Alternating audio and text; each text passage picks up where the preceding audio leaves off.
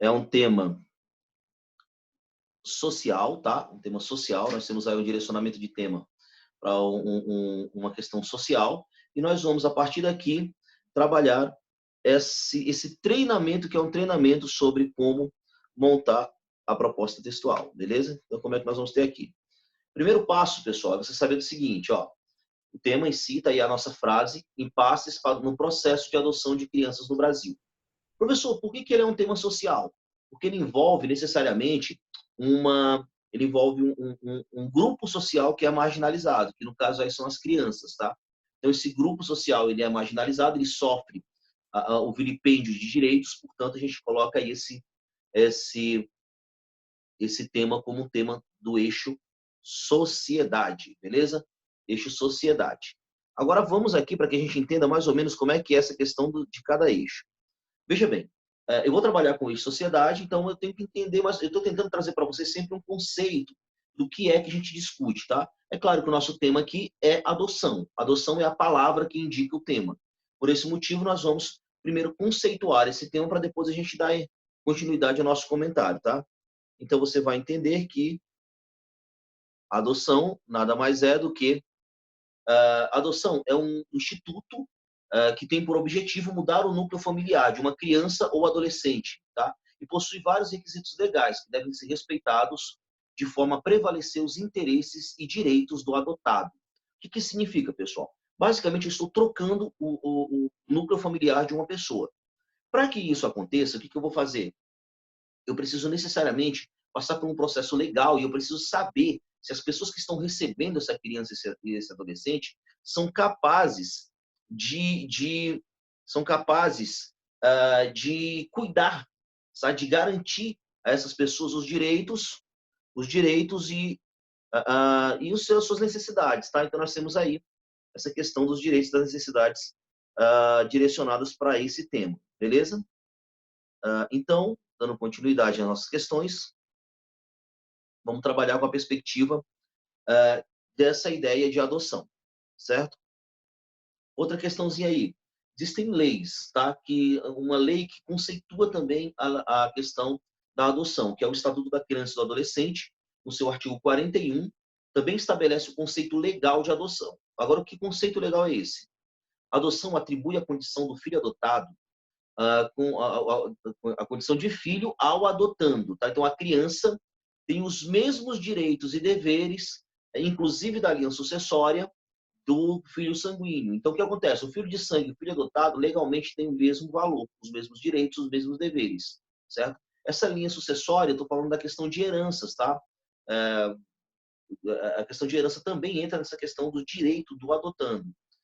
Um único e um detalhe, rompe-se todos os vínculos que se tem com a família antiga. A única coisa que se mantém, a única vínculo que se mantém com a família antiga é a questão dos impedimentos matrimoniais. Então, a pessoa não pode casar com a mãe biológica, por exemplo, tá? Ou com uma irmã, nesse caso. Ou qualquer parente que se envolva essa questão da família sanguínea. Mas todos os outros vínculos são rompidos, beleza? Todos os outros vínculos são rompidos nesse momento, que é o momento que é o momento de adoção, beleza? Então, aí é para você entender mais ou menos o que é a adoção. Seguindo, nossa questãozinha aqui. O recorte temático. Quais são as palavrinhas? Quero lembrar vocês que eu tenho, pessoal, necessariamente três palavras que vão determinar a abordagem completa do meu tema. Palavra 1, aqui indica o tema, é adoção. Isso é indiscutível. Palavra 2, aqui vai indicar problema social. Qual é a palavra que indica problema aí? Impasses.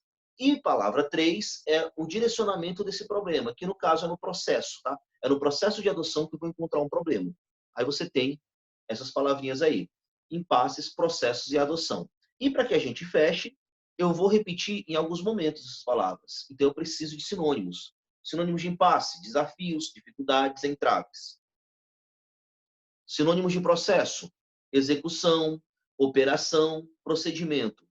E sinônimo de adoção: acolhimento parental, filiação geral e perfiliar. Tá? Então, são sinônimos dessas palavras que vão determinar a abordagem completa do tema. Fechou esse primeiro momento? Fechou isso daí? Então, eu quero começar uma discussão sobre o porquê que existem crianças para serem adotadas no Brasil.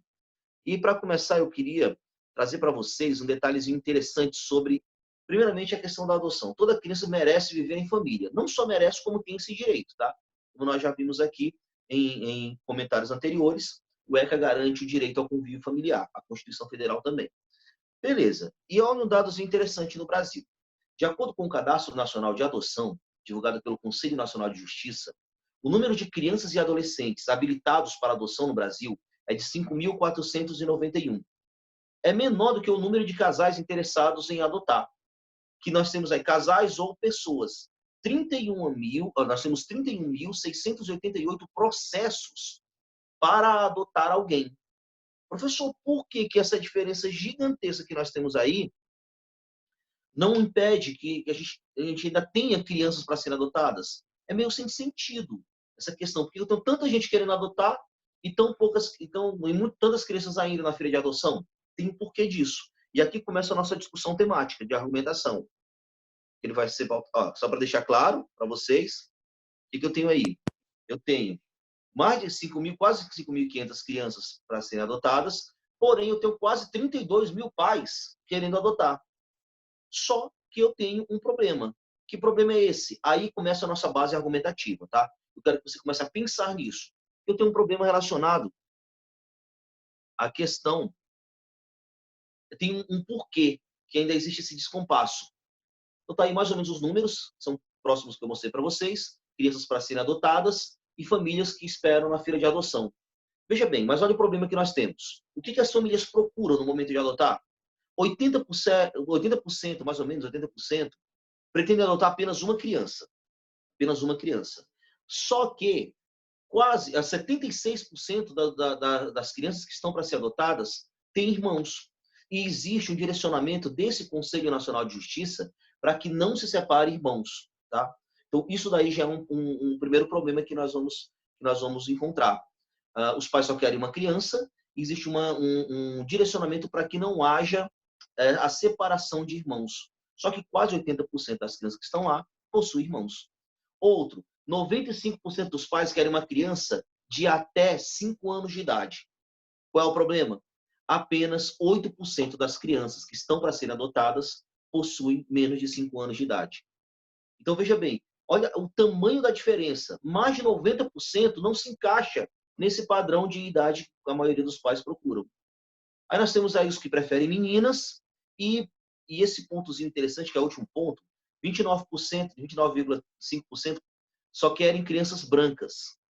Só que apenas 30% são brancas. Só que essa galera aí é a galera que diz que quer apenas criança branca. Mas tem aqueles que não colocam na ficha, somente não escolhem crianças que não sejam brancas, tá? Então nós temos esse direcionamento aí, que é um direcionamento de o que as famílias querem e quais são as crianças que estão disponíveis. Isso daí é o grande motivo pelo qual ainda existem crianças para serem adotadas no Brasil. Fechou? Então esse aí começa a nossa discussão. Vejam, pessoal, que existe uma padronização da sociedade. Essa padronização, essa criação de um estereótipo do filho a ser adotado, acaba marginalizando todos os outros. Quando eu tenho a marginalização de todos os outros, eu tenho um problema social, beleza? Que é um entrave para esse processo adotivo, certo? Fechou esse momento aí, vamos para frente, que agora é a nossa discussão temática em si, tá? Agora que eu vou sugerir para vocês o que colocar em cada um dos parágrafos. Primeira sugestão, uma obra literária, Capitães da Areia. Essa obra, se abrace logo com ela, que ela vai servir para diversos textos diferentes. Nós temos aí uma obra do escritor baiano Jorge Amado, publicada em 1937. Trata-se de um romance moderno de denúncia social, com o tema centrado na miséria dos meninos de rua. O que eu vou falar aí? Da questão da miséria, do abandono social desses meninos, e vou atrelar o abandono social das crianças que estão na fila de adoção no Brasil, tá? Então é por esse motivo que eu vou fazer essa relação. Para dar uma explicaçãozinha mais completa, eu trouxe para vocês aí essa questão do Capitães da Areia.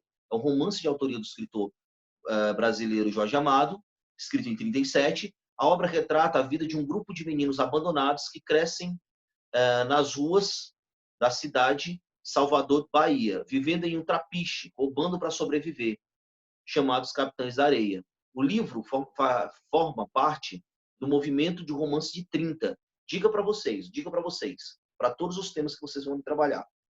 Esse romance de 30 aí, pessoal, é um romance neorrealista, tá? E neonaturalista, que são as obras de Graciliano Ramos, as obras de Jorge Amado, as obras de Raquel de Queiroz, essas de Érico Veríssimo.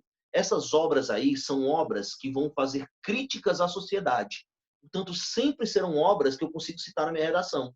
Então, atente com muito cuidado para a obra, para o modernismo, tá? Para a segunda fase do modernismo, que é a geração de 1930.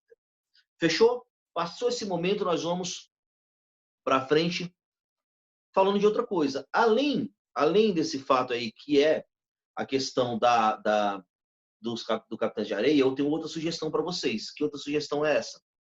Um filmezinho. Olha, o filme que eu sugiro é o filme Juno, tá? Uma jovem menina chamada Juno, com apenas 16 anos, engravida do seu companheiro de escola, Blacker.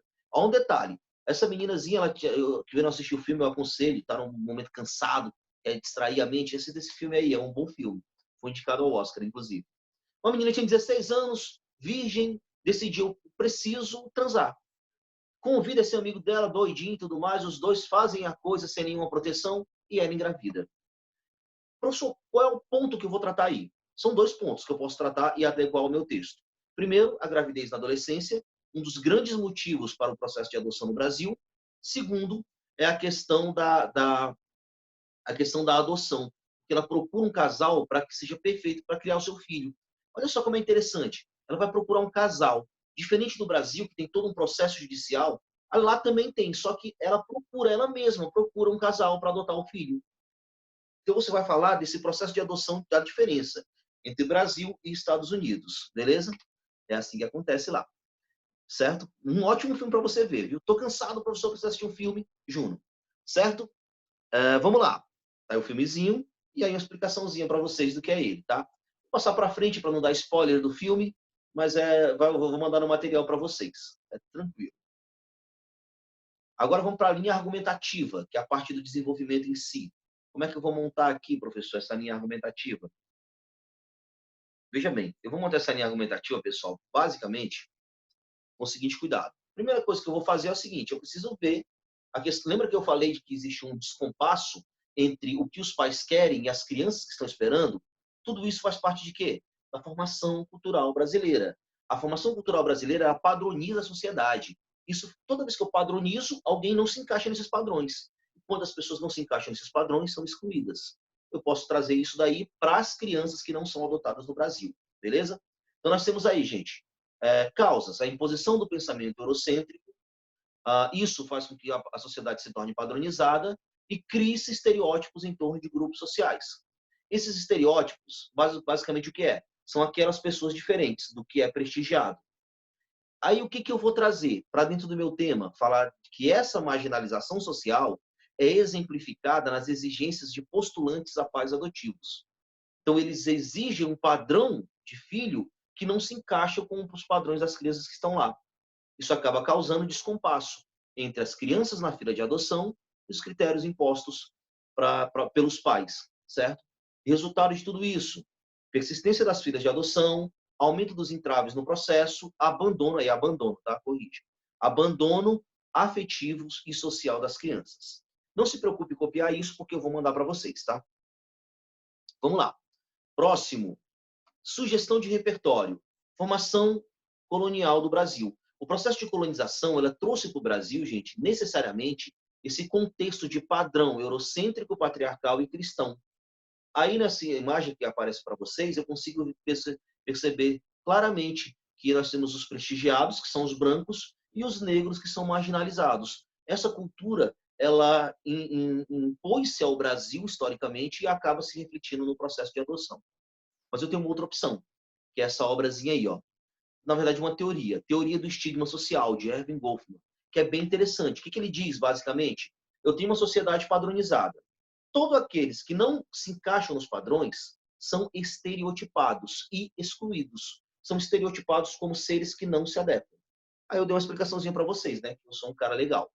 O processo de colonização do Brasil, iniciado no século XVI, implantou no país uma cultura patriarcal, etnocêntrica e cristã. Aqui eu vou falar muito da questão etnocêntrica, tá? a qual é responsável pela contínua marginalização daqueles que se adequam ao padrão prestigiado. Então, branco, por exemplo, se eu não me encaixo no padrão branco, eu sou estereotipado no Brasil. Só que veja bem como o estigma social é mais fácil e vai poder ser usado em diversos temas diferentes. Estigma social é definido enquanto marca ou sinal que designa o seu portador como desqualificado ou menos valorizado, ou, segundo a definição de Erving Goffman, a situação do indivíduo que está inabilitado à aceitação social plena. Então, todos aqueles que são marginalizados são estigmatizados. Eu consigo citar Erving Goffman, beleza? Dicas para vocês aí para vários temas diferentes. Passado esse primeiro momento, proposta de intervenção. Gente, se eu tenho preconceito, quem é que muda isso? A escola ou a mídia. Porque são essas instituições que são capazes de orientar a sociedade. E veja bem que eu quero tolerância, eu quero respeito, eu quero a convivência com as diversidades. Então, isso daí vai acontecer por meio de debates, de campanhas, de projetos que discutam justamente a noção de miscigenação e a questão do respeito. Isso daí vai criar na sociedade essa desconstrução do preconceito e, necessariamente, a desconstrução das exigências para crianças serem adotadas. Beleza? Eu tenho essa proposta de intervenção. Tem toda detalhadazinha, muito fácil, muito autodidática, você consegue perceber bacaninha essa proposta de intervenção. Tá? Vou para frente. O outro ponto, o Estado tem culpa nisso? Tem. Galera, o Estado tem culpa, porque apesar de haver uma necessidade de uma burocracia nesse processo de adoção, que é necessário, porque os pais precisam ser investigados, você precisa saber se o pai pode adotar, tem condições de adotar ou não tem condições de adotar. Então, existe uma burocracia necessária. Porém, o Poder Judiciário brasileiro é precário, a estrutura em si é precária. Então, eu tenho um sucateamento dos órgãos de assistência social. É um dos problemas. Eu preciso fazer uma investigação social dos pais, mas eu não tenho um número suficiente de assistentes sociais. O que isso acaba? Faz com que demore mais ainda o processo. Outro detalhe importante, que é uma falha do Poder Judiciário brasileiro, é a visão conservadora. Então, a todos aqueles que fogem do padrão do casal heteronormativo, por exemplo, casais homoafetivos, pais ou mães solteiras, eles têm uma dificuldade maior no processo de adoção, o que acaba burocratizando mais esse processo. Beleza? Então, duas falhas aí da questão judicial. Uma é a precariedade do Poder Judiciário, com relação à assistência social, e o outro é a visão conservadora desse mesmo poder. Tudo isso aumenta a burocracia e dificulta o processo adotivo. Repertório para isso daí, professor. Gente, se eu estiver rápido demais, se você não estiver entendendo, só dá uma paradinha que a gente vai. Levante a mão, fale alguma coisa, mande no chat que a gente tira essa dúvida, beleza? Então, vamos lá. Primeiramente, eu vou citar aí o direito, tá? Uma legislação. É direito da criança e do adolescente a convivência familiar e comunitária. Onde é que está sendo previsto esse direito? Na Constituição Federal Brasileira, no artigo 227, professor, e eu preciso decorar isso? Não precisa. Você só precisa saber que a Constituição determina que a criança tem o direito à convivência familiar e comunitária. Vale destacar também o artigo 226 da Constituição, que diz que a família é a base da sociedade. Beleza? Essa mesma visão ela é contemplada no Estatuto da Criança e do Adolescente. O princípio do Estatuto da Criança e do Adolescente é a garantia de uma série de direitos a esse grupo social. E dentre esses direitos nós temos a convivência familiar e comunitária, tá? Prevista no artigo 1º do Estatuto da Criança e do Adolescente no Brasil, tá? Então, primeiro nós temos aí a lei. Essas leis não são cumpridas quando o Estado burocratiza o processo. E vai um bizu muito bom para vocês, para caber nos vários temas que vocês vão falar, é sobre John Rawls. Quem é esse cara? Esse cara escreveu um livro chamado Uma Teoria da Justiça. Então, ele escreveu uma teoria sobre a justiça social. E o que ele diz? Para John Rawls, todos os cidadãos têm o mesmo direito a igual consideração e respeito. O que ele quis dizer com isso? Com efeito, para ele, a justiça é a primeira virtude das instituições sociais. Quais são as instituições sociais? O Estado, por exemplo. O Estado tem a primeira função dele é garantir a justiça, beleza? E então, pessoal, para se construir essa sociedade promissora, é necessário um contrato social justo entre Estado e indivíduos. O John Rawls retoma o contrato social do Thomas Hobbes, do Jean-Jacques Rousseau, do John Locke. Ele retoma esse processo. dentro da perspectiva de que as instituições sociais precisam garantir a justiça. E para garantir a justiça, o Estado precisa cumprir o seu papel de regulador da sociedade. Beleza? Quando ele burocratiza o processo, ele não determina isso daí. Pode citar Vitor Hugo? Pode, inclusive é bem parecido com o John Rawls, tá? Pode citar Vitor Hugo sem problema. Tranquilo? Dando continuidade à proposta de intervenção aqui para vocês. Na proposta de intervenção, o que foi que eu trouxe? O agente é o Estado como um todo, beleza? É o Estado como um todo. Só que eu posso especificar o Estado. Como é que eu especifico? Ministério da Justiça e da Segurança Pública, principalmente no melhoramento dos órgãos de assistência social, tá? E também o Supremo Tribunal Federal na condensação desses trâmites que às vezes são muito demorados, beleza? Se eu posso citar o artigo 6º? Pode. Garante a proteção à criança, tá? E ao ser em vulnerabilidade. Uma criança, para ser adotada, é um ser em vulnerabilidade. Então, o Estado precisa garantir a sua proteção. E a sua proteção está também no ato de você garantir o convívio familiar para essa criança. Beleza? Como é muito amplo, gente, essa discussão, como é uma discussão muito longa até, o que eu posso fazer? Eu posso direcionar essa discussão para o que eu citei no desenvolvimento. Aí é que é um bizu para vocês. Quando eu tenho coisa demais para falar na proposta de intervenção, eu resumo tudo isso no que eu falei no meu desenvolvimento. Então, como é que é o fato? Coloco lá, o Estado, por meio do Ministério da Justiça e do Supremo Tribunal Federal, deve investir na criação de um plano nacional de desburocratização do processo adotivo, por meio da estruturação da assistência social e reestruturação do sistema judiciário, com a contratação de profissionais responsáveis pelo acompanhamento das famílias, além da celeridade nos trâmites de adoção. Tudo isso a fim de garantir a efetivação do direito ao convívio familiar. Bom, você fechou uma proposta de intervenção completa com 5 elementos previstos aí. Certo, pessoal? Então, só para dar um direcionamento para vocês, para a gente fechar aqui. Professor, qual é a minha tese? Qual é o problema que eu monto? Veja bem, toda vez que você pensar, eu vou mandar esse documento para vocês, tá? Toda vez que você pensar num tema, que você precisar elaborar o seu tema, o que você vai fazer? Você vai necessariamente discutir esses elementos aí, tá? Primeiramente, tese, palavra que indica problema, as dificuldades. Aí eu vou para as palavras-chave do tema, para efetivar o processo adotivo de crianças no Brasil. Eu peguei todas as palavras que falavam no tema, então eu tenho aí uma abordagem completa. Argumento 1, formação cultural segregadora do Brasil. Argumento 2, negligência estatal diante da necessidade da burocracia na adoção. Beleza? Então, nós temos aí esse questionamento.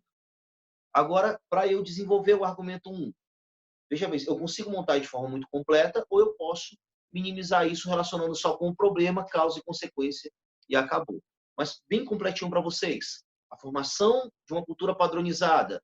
Qual é o repertório? Escolher a teoria do estigma, defendida pelo filósofo canadense Erving Goffman.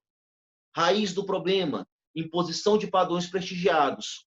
Isso aí causa a marginalização daqueles que não se adequam ao padrão e ele vai referir-se, ele vai desembocar lá nas exigências do processo adotivo pelos pais, que vão justamente, pessoal, que vai justamente trazer para vocês essa imposição desses padrões, que são crianças menores de 5 anos, crianças sem irmãos, sem deficiência também, nós temos aí, tá? Que acabam causando descompasso entre as exigências dos pais e a realidade das crianças órfãos, persistência das filas de adoção e abandono afetivo entre crianças, abandono afetivo de crianças, beleza? No argumento 2, o que eu posso colocar? A letargia estatal no processo de adoção. Aí é muito fácil, essa 2. Falha 1, precariedade do Poder Judiciário. Falha 2, visão conservadora, dificulta a adoção por diferentes constituições de família, tá? Pais solteiros, mães solteiras, casais homoafetivos. E eu decidi usar aí como repertório o direito da criança ao convívio familiar, previsto no Estatuto da Criança e do Adolescente. Fechou? Então nós temos aí esse direcionamento. Só para eu dar um up para vocês, tem aí o segundo parágrafo do texto montado, beleza? Então vou ser rápido porque vocês vão pensar sozinhos. Mas, professor, como é que eu usaria Erving Goffman? Olha só como é que eu monto. Vale ressaltar em primeira análise. Professor, posso usar em primeira análise? Pode. Você não pode usar em segunda análise. Lá você vai colocar ademais. Fechou? No terceiro parágrafo. Vale ressaltar, em primeira análise, a formação de uma cultura padronizada como agravador do problema. O que é isso daí, galera? Isso daí é o meu tópico frasal. Pontozinho lá que eu tinha destacado do meu texto. Agora eu vou para o repertório. Qual é o meu repertório? Nesse viés, para Erving Goffman, sociólogo canadense, em uma sociedade padronizada, aqueles que não se enquadram nos moldes prestigiados são estereotipados e, consequentemente, excluídos. Fechei Erving Goffman. O que eu preciso agora? Relacionar o Erving Goffman com o problema. Qual é o meu problema? Esse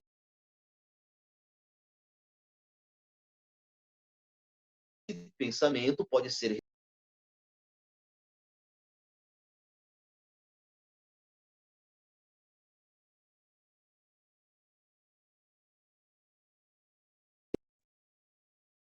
Vamos lá, dando continuidade, pessoal. Haja vista a imposição histórica de padrões prestigiados, o que influencia a seleção de características específicas para crianças a serem adotadas. Brancas, menores de 5 anos e sem irmãos. Beleza? Tem esse direcionamentozinho aí. Tal conjuntura reflete no descompasso entre as exigências dos pais e a realidade das crianças órfãs, na persistência das filas de adoção e no abandono afetivo de crianças. Dessa forma, ratifica-se um contexto nefasto. Professor, o que é nefasto? É problemático, tá? Preocupante, beleza? Agora, uma dicasinha para vocês. Ó, detalhe, aqui eu relacionei com o problema, aí logo em seguida, coloquei a causa do problema, consequência do problema e exemplos das consequências. Direcionei meu tema bem direitinho. O que eu preciso mais, professor, agora? E o desfecho, viu, pessoal? Esse desfecho é muito importante. Esse dessa forma é muito importante de se destacar. Beleza? Então vamos lá. Veja bem, eu utilizei o mesmo parágrafo, só que agora com a colonização. Como é que ficou? Vale ressaltar em primeira análise a formação de uma cultura padronizada como agravador do problema. Esse é o meu tópico frasal. Agora, olha a troca que eu fiz. Nesse viés, o processo de colonização brasileiro, iniciado no século XVI pelos portugueses, implantou no país uma cultura patriarcal, etnocêntrica e cristã, a qual é responsável pela contínua marginalização daqueles que não se enquadram nos padrões prestigiados. O que foi que eu fiz aí? Olha a troca, ó. Erving Goffman, se eu voltar, período colonial. Eu basicamente troquei um pelo outro. Depois, ó, eu só troquei a palavra pensamento por fato. Esse fato pode ser relacionado aos paradigmas enfrentados pelo processo de adoção no Brasil, e aí eu sigo com o mesmo padrão que eu escrevi no parágrafo anterior. O que isso me prova? Não me importa qual é o conteúdo ou qual é o tema. Se eu tiver a ideia de parágrafo, eu tenho necessariamente essa questãozinha aí de montagem. Os períodos estão longos? Não, nós não temos grandes, longos períodos, não. Nesse parágrafo eu tenho 1, 2, 3, 4, 5 períodos, tá? Tenho 5 períodos nesse parágrafo. Os períodos não estão longos, não. Estão bem sucintos até. Beleza? Certo, pessoal? Então, aí é o direcionamento que eu trouxe para vocês e fechou o nosso comentário. Tranquilo? Alguma dúvida, pessoal, sobre esse direcionamento?